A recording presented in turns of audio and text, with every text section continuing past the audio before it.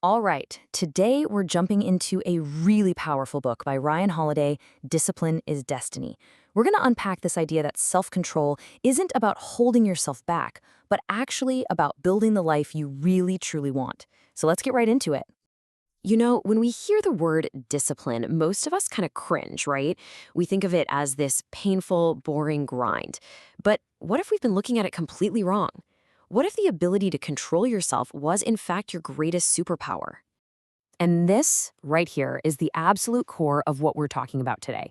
The whole argument is that discipline isn't the prison, it's the key out of the prison.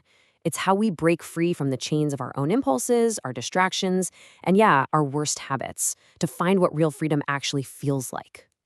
So, how do we get there? Well, we're going to follow the framework from the book, which is this really cool idea of an ascending path. We're going to tackle three big areas of life. We'll start with the physical, then move inward to the emotional, and finally reach for the spiritual. Okay, first things first, the body. This is our foundation, what Holiday calls the exterior domain. It's where the journey has to begin because, let's face it, it's the most tangible, real thing we have to work with, the very vessel we live in. You see, a strong, disciplined body actually supports a clear and focused mind. You really can't separate the two. The Stoics were all over this idea. They understood that if you can't even control your physical urges, the desire for too much food or comfort or just plain laziness, then you're never going to be in control of your life. You'll just be pushed around by chaos. And for a perfect example of this, the book brings up the baseball legend Lou Gehrig. The incredible thing about his endurance is that it wasn't forced on him by some tough-as-nails coach. No, it came from what the book calls an interior force. It was a choice he made every single day to be the master of his own actions. Just look at that number, 2,130 consecutive games. Let that sink in. That is not just talent. That is an almost unbelievable level of physical and mental toughness. It's the perfect picture of what happens when you just keep showing up every single time. So how do we build a foundation like that? Well, Holiday gives us some really practical daily habits. It's about attacking the dawn, getting up early to own your day before it owns you. It's sweating the small stuff, because how you do one thing is probably how you do everything. It's as simple as cleaning your desk to create an orderly space for an orderly mind. It's about actively seeking out a little discomfort to build that resilience muscle. And maybe most important of all, it's the simple, non-negotiable act of just showing up. All right, so once that physical foundation is solid, we can start building on top of it. It's time to move to the next level and enter the inner domain, mastering our temperament. Because, as you'll see, physical discipline is only half the battle. I mean, think about it. You can have the most dialed-in body in the world, but if your mind is a total mess and your emotions are running the show, you are not in control. This second stage is all about building an inner fortress, a place of calm, patience, and focus, especially when life decides to throw curveballs at you. George Washington is such a great example of this. When things got chaotic, he didn't have that knee-jerk impulsive reaction. He practiced what you might call the power of the pause. He would stop, he'd reflect, and then he'd make a calm, considered decision. It's really the difference between being a slave to your emotions and being the master of them. And for a more modern example, just look at Queen Elizabeth II.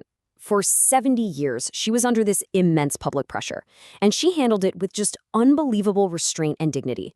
Her entire reign was a masterclass in emotional discipline, putting her duty above her personal feelings, day in and day out. So, how do we build this inner strength for ourselves? The book gives us a whole toolkit. It's about choosing patience when everything in you wants to rush.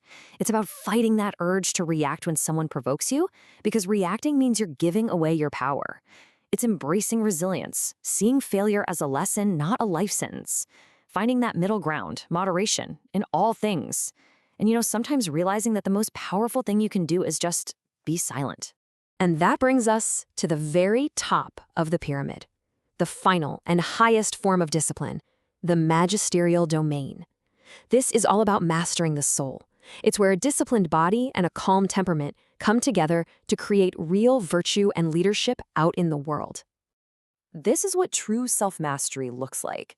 And it's not about being some perfect person meditating alone on a mountaintop. No, it's the rare ability to hold it all together. Your body, your mind, your spirit, when you're under pressure, when you're out there being tested in the messy, chaotic arena of real life.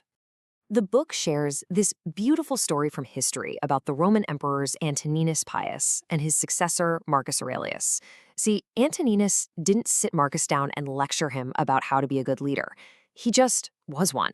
He embodied it. He modeled temperance and duty every day. And Marcus learned by quietly watching and absorbing those virtues, which is how he became one of history's greatest philosopher kings. And this quote from the Stoic Cato the Younger just nails the highest principle of this domain. It's that the ultimate form of discipline isn't about judging other people. It's about holding yourself to an incredibly high standard while showing grace and patience and tolerance to everyone else around you. So, after climbing this path from the body to the soul, what is the big takeaway here? Well, it's simple, and it's right there in the title of the book. Your destiny is your discipline. See, it's not about some grand, heroic act that you do once a year. It's about the thousands of tiny choices we make every single day. The choice to get out of bed, the choice to stay calm when you're frustrated, the choice to be patient. Each one of those choices is like a single brick. And on its own, a brick doesn't look like much. But over a lifetime, those bricks build the entire structure of who you are and the life you live. And let's be really clear about the stakes. The book puts it bluntly. A lack of discipline doesn't just mean you're less successful. It leads to chaos. It makes life unmanageable. So this isn't just fluffy self-help. It's a real strategy for creating a life of order and purpose in a world that is constantly trying to pull you toward disorder. So we've walked the path, right? From the body to the temperament to the soul. The roadmap is laid out for you.